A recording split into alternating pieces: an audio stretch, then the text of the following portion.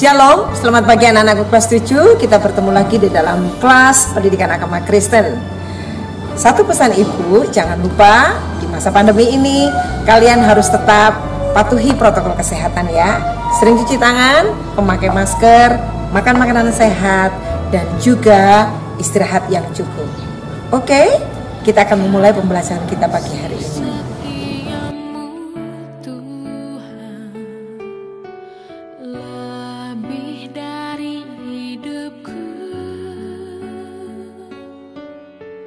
Jalan-jalanmu ya Tuhan, terbaik bagiku.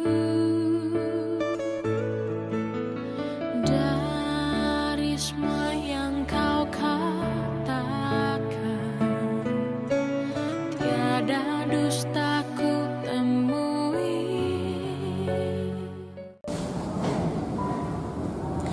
Oke anak-anak, tadi ada satu hal yang Ibu Yos lupa.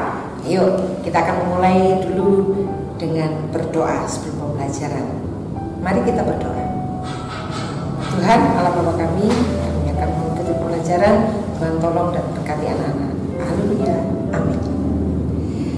Anak-anak, saat ini sebelum kita akan berlanjut dalam pembelajarannya, tolong siapkan Alkitabnya, karena pembelajaran pendidikan agama Kristen materi ada di dalam Alkitab. Kemudian ada buku catatan.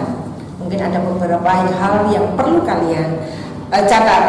Dan kemudian nanti ada soal-soal yang harus kalian kerjakan. Oke?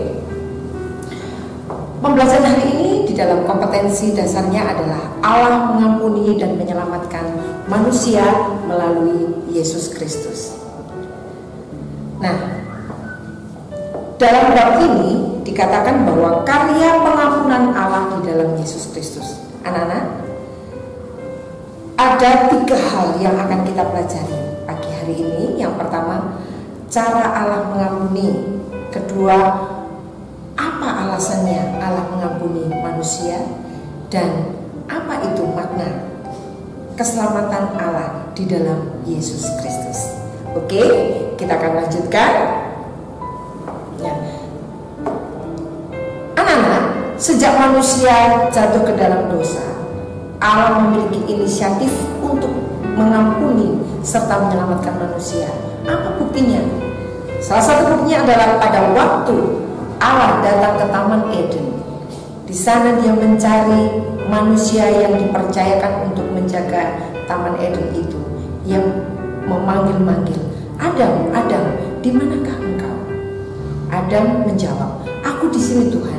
Aku bersembunyi karena malu." Ini adalah satu bentuk kepedulian kepada manusia yang berdosa. Dan pada masa Perjanjian Lama, cara Allah untuk memberikan pengampunan dan keselamatan kepada manusia adalah dengan mempersembahkan seekor domba jantan atau hewan lain yang tidak bercacat. Ini digunakan sebagai satu korban persembahan dan penghapusan dosa untuk mendapatkan pengampunan dan penyelamatan dari Allah. Itu dinyatakan di dalam kitab Imamat 4 ayat 35 dan juga pasal yang kelima ayat yang ke-10. Allah terus memberikan firman-Nya juga melalui para nabi agar manusia hidup berdamai dengannya.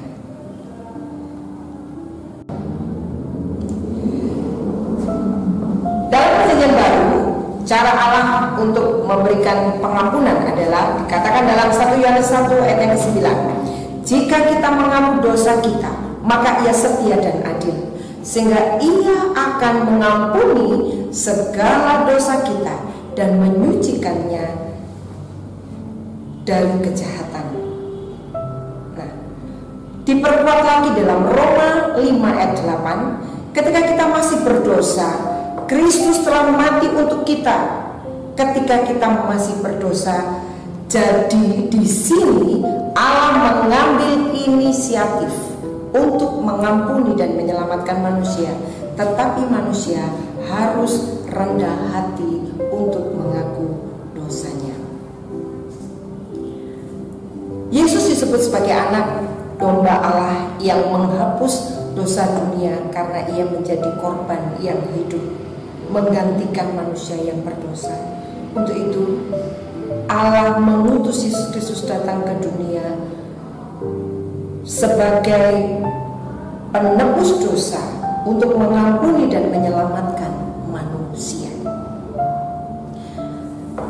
Anak-anak, mengampuni mengandung arti melepaskan dan membebaskan dari utang. Utang apa? Yaitu dosa. Dan Kristus datang untuk menebus utang dosa kita. Yesus telah membayar lunas melalui pengorbanannya di atas kayu salib.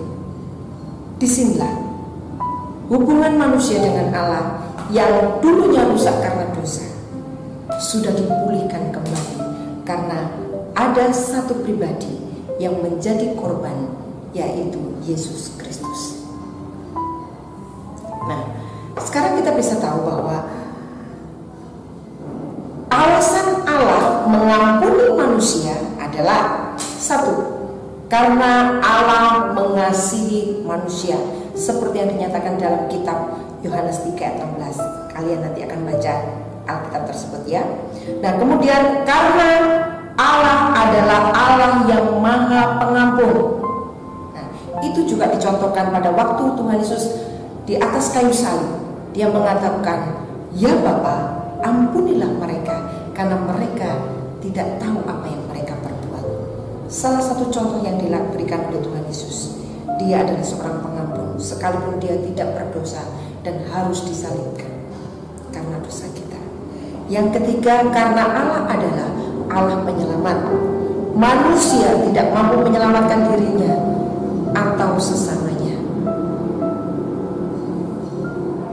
Itu sebabnya Yesus yang tidak berdosa, Yesus yang Allah itu sendiri, Dia yang mampu untuk menebus dosa kita. Anak-anak, di sini ada makna keselamatan Allah dalam Yesus Kristus yang perlu kita ketahui. Yang pertama adalah pembebasan manusia secara utuh dari kutuk dosa dan maut. Makna yang kedua,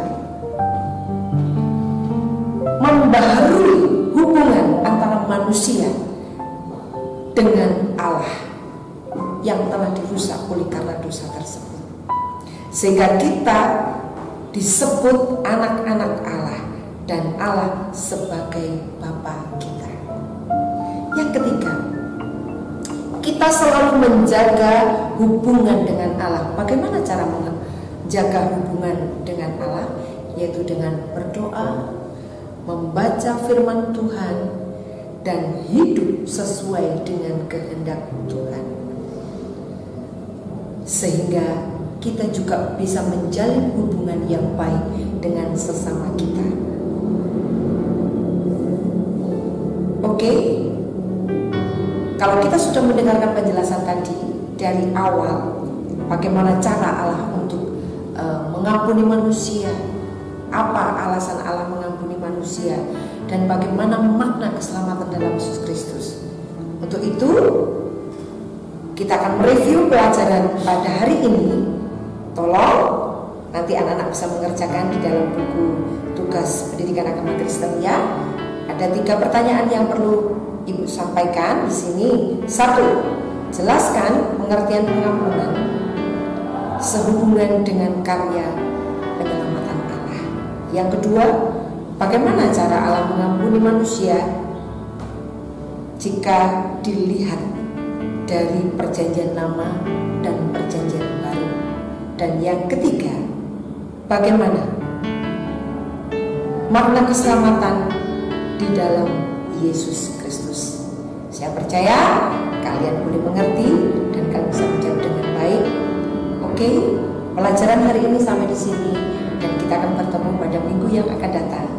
Dan kalian akan tetap sehat, stay di rumah dan jangan kemana-mana, patuhi protokol. Tuhan Yesus memberkati.